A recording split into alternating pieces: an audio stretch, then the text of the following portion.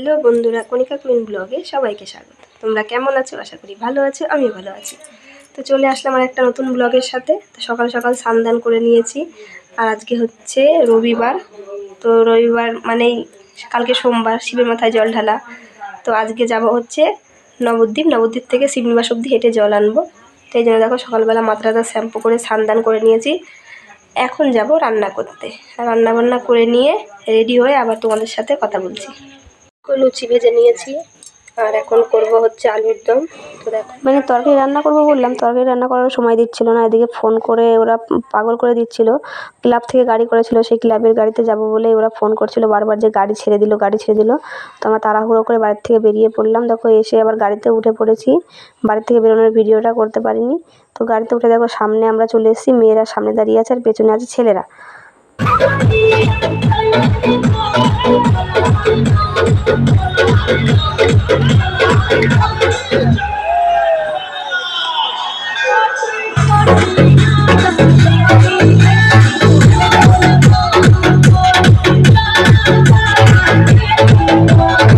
Petrol পাম্পে এসে গাড়িতে তেল ভরে নিল, আর দেখতেই পেলে পেট্রোল পাম্পে এসে নাচের কি বাহার সবার।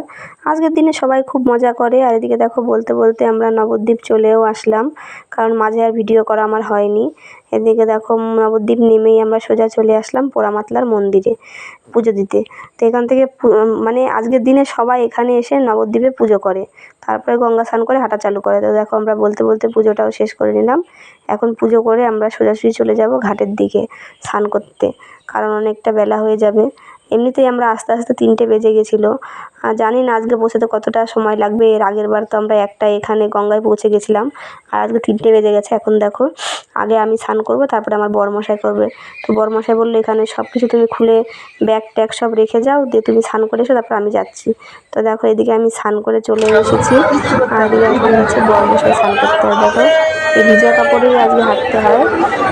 আর এমনি তো স্নান করতে আসলে অনেকে পাল্টে পারবে, কিন্তু এই শ্রাবণ মাসের লাস্টে রবিবার দিন ভিজা কাপড়েই হেঁটে যায়। তো অনেকে বাঁক নিয়ে যায়, অনেকে ঘট নিয়ে যায়। আমার ক্ষমতা নেই বাঁক নিয়ে হাঁটার, তো আমরা বাঁক নিয়ে যাচ্ছি না, আমরা সরাসরি ব্যাগ কিনেছি আর ঘটে করে জল ভরে ব্যাগে করে নিয়ে হাঁটবো। তো দেখা যাক কতদূর কী হয়, কতদূর হাঁটতে পারি। আর আজকের দিনটা সবার কাছে খুব গুরুত্বপূর্ণ, একটা মজার দিন, মানে আনন্দের দিন। আর আজকে রাস্তা ভরে প্রচুর পরিমাণে আনন্দও করব আমরা সবাই। আর এদিকে দেখো বরমশাই স্নান হয়ে গেলো, বরমশাই জল নিয়ে চলে আসছে। এবার আমরা রেডি হয়ে নেব, ব্যাগে জল টল ভরে সব রেডি হয়ে হাঁটা শুরু করে দেবো, কারণ নাহলে প্রচুর পরিমাণে বেলা হয়ে যাবে।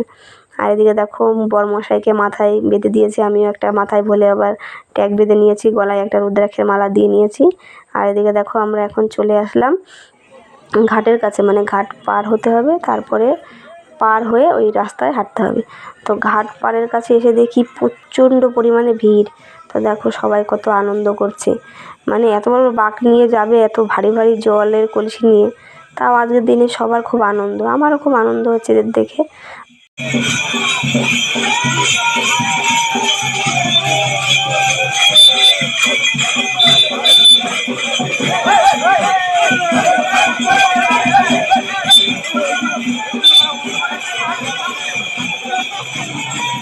এদিকে দেখো এগোতে এগোতে ভিড়ের মাঝখানে প্রায় ঢুকে গেছি। প্রচণ্ড চাপাচাপি হচ্ছে, এর মধ্যে ভিডিও করার কোনো কায়দা নেই। মানে এদিক থেকে ঠেলা মারছে, ওদিক থেকে ঠেলা মারছে, এদিকে সবার পিঠে বাঘ আছে, বাঘে খোঁচা লাগছে। আমি এখন এই মাঝখানে ভিডিওটা করছি, কারণ একটা দেখো পুচকে একটা বাচ্চা এত ভিড়ের মধ্যে।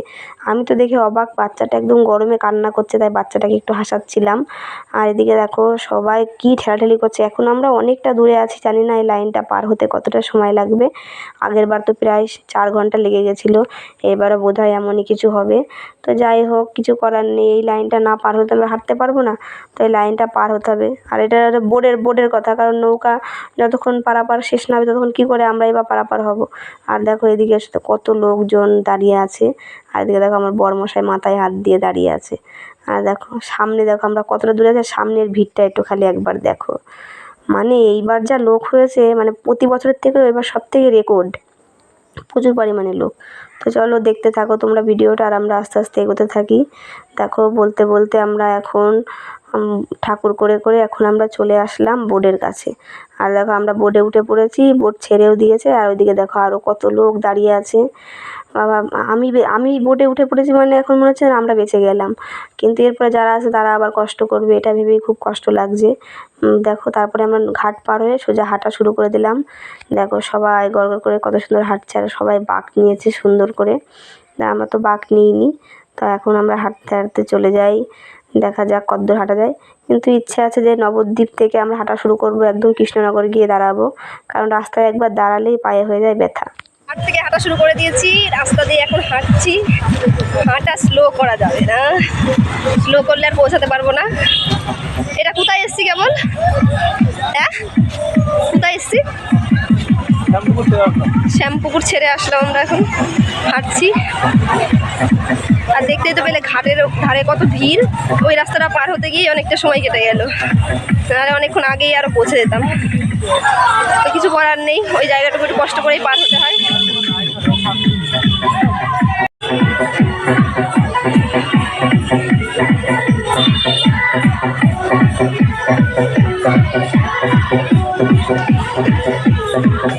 এখন বাজে রাত 9টা, কৃষ্ণনগর আছি। পায়ে প্রচন্ড পরিমাণে ব্যথা, হাঁটাই দুষ্কর।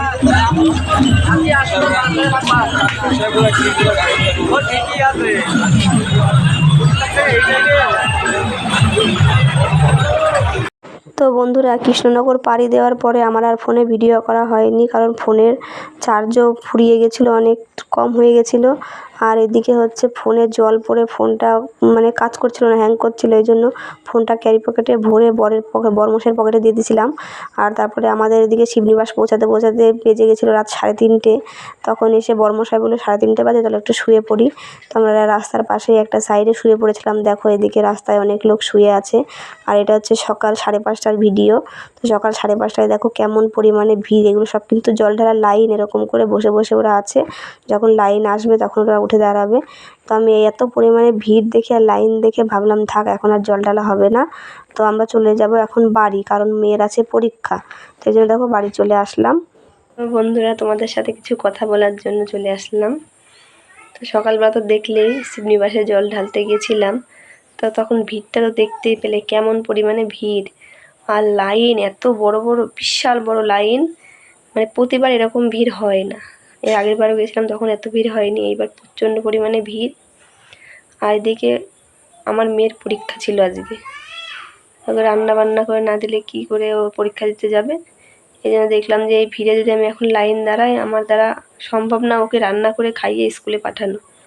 তো এই জন্য আমরা জল না ঢেলেই কিছুক্ষণ চেষ্টা করছিলাম জল ঢালার জন্য, চেষ্টা করে যখন বিফল হলাম, মানে কোনো লাইনই ঢুকতে পারলাম না, তখন আমরা বাড়ি চলে আসলাম।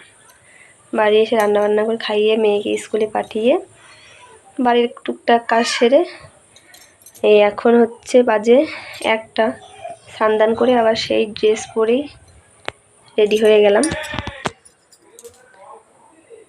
তো এখন মেয়েকে নিয়ে এখন যাব শিবনিবাস জল ঢালতে, কারণ আগেরবার একবার ঢেলেই এসেছিলাম, এইবারে যদি ঢেলেই আসবো, পরীক্ষা না থাকতো তাহলে একবার ঢেলেই আসতাম। এখন সবাই মিলে শিবনিবাস বেরোবো, দেখো রেডি হয়ে গেছি। তো সবাই দেখো রেডি হয়ে মোটরসাইকেল নিয়ে বেরিয়ে পড়লাম মন্দিরের উদ্দেশ্যে। গৌরীও যাচ্ছে আমাদের সাথে, দেখো গৌরী তোমাদের হাই করছে, আর গৌরীকেও নিয়ে যাচ্ছে, গৌরীর যাওয়ার ইচ্ছে খুব হচ্ছিল তাই। আর মন্দিরে দেখো বেলা 1টা বাজে, এখনও এসে দেখি কত বড় লাইন। এই যে নবদ্বীপ থেকে শিবনিবাস অবধি হেঁটে আসলাম, যতটা না কষ্ট হয়েছে, এই লাইন দাঁড়ানোটা খুবই কষ্টের।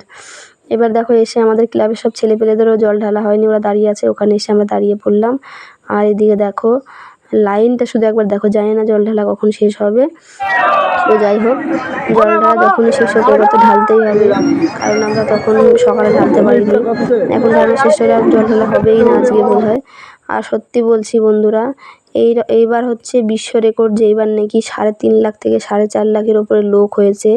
এরকম লোক নাকি প্রতি বছর হয়ই না।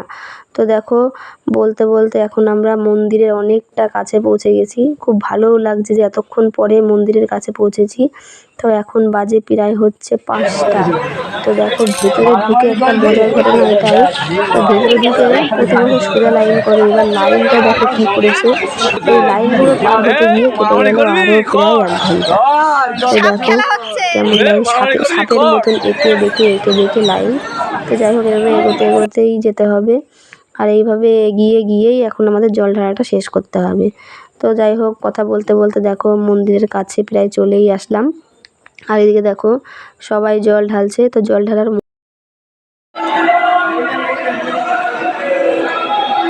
দেখো এখন বাজে হচ্ছে 7টা। তো চলে আসলাম আবার ক্যামেরার সামনে। তো দেখো পুজো টুজো করে মানে জল ঢালা কমপ্লিট করে আর ক্ষমতাই ছিল না যে তোমাদের সামনে আর কথা বলি। তো পুজো করে বাড়ি আস্তে আস্তে বেজে গেছিলো 6টা 15। তো বাড়ি এসে তাড়াহুড়ো করে কাজ সেরে ঘরমর ঝাড় দিয়ে গৌরী সন্ধ্যা ধরালো। এখন গৌরীকে পড়াচ্ছি, কারণ গৌরীর আবার মানে আগামীকাল পরীক্ষা আছে। তো এই জন্য গৌরীকে একটু পড়াচ্ছিলাম। তো এখন পড়ানো শেষ হয়ে গেছে, তো এই জন্য আবার একটু ক্যামেরার সামনে আসলাম। তো দেখতেই পেলে যে জল ঢালার ওইখানটায় কেমন পরিমাণে ভিড়, আর কেমন করে রাস্তা এঁকে বেঁকে রাস্তা তৈরি করেছে বাঁশ বেঁধে বেঁধেছে, কারণ যেন ওখানে সবাই লাইনে একদম সুস্থভাবে জল দিতে পারে। আর আমরা গিয়েছিলাম হচ্ছে বাড়ির থেকে 3টেই। তো জল দিয়ে বাড়ি আসতে 6টা 15। বুঝতেই পারলে কত ঘন্টা ওখানে দাঁড়িয়ে, মানে কালকে হেঁটে এসে যতটা না কষ্ট হয়েছে তার থেকে দাঁড়িয়ে থাকতে প্রচণ্ড পরিমাণে কষ্ট। আর এদিকে পায়ে ফোসকা পড়ে গেছে, খুব কষ্ট হচ্ছিল জল ঢালতে গিয়ে। কিন্তু কি করব, জল ঢেলে তো কাজটা সম্পূর্ণ করতেই হবে। তো বাড়ি এসে এই জন্য আর কোনো কথা বলতে পারিনি, অনেকটা দেরি হয়ে গেল। তো এই যে জল ঢালা থেকে শুরু করে জল আনতে যাওয়া, এইসব ভিডিও দেখে কেমন লাগলো অবশ্যই কমেন্ট করবে, আর সবাই পাশে থাকবে। তো সবাইকে এখনকার মতন টাটা।